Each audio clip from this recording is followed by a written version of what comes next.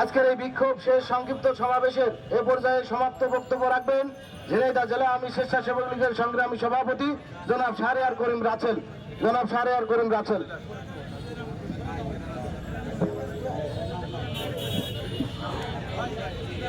উপস্থিত জেলা আওয়ামী লীগের শ্রদ্ধেয় নেতৃবৃন্দ, পৌর আওয়ামী লীগের শ্রদ্ধেয় নেতৃবৃন্দ, জেলা স্বেচ্ছাসেবক লীগ, থানা স্বেচ্ছাসেবক লীগ নেতৃবৃন্দ, ছাত্রলীগের নেতৃবৃন্দ, সকল অঙ্গ সংগঠনের নেতৃবৃন্দকে জানাচ্ছি ধন্যবাদ এবং কৃতজ্ঞতা।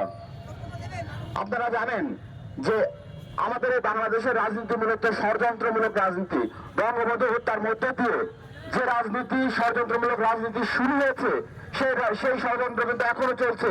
তার আজ ধারাবাহিকতায় আমাদের আওয়ামী লীগের নেতা কর্মীদের বিভিন্নভাবে নির্যাতন করে, অপবাদ দিয়ে এই দলকে প্রশ্নবিদ্ধ করার জন্য যে ষড়যন্ত্র করা হচ্ছে, আমরা ঝিনাইদহ জেলা প্রত্যেকটা আওয়ামী লীগের নেতা কর্মী সেই ষড়যন্ত্রের জাল ছিন্ন করে আমাদের নেতাকে মুক্ত করে নিয়ে আসবো ইনশাআল্লাহ।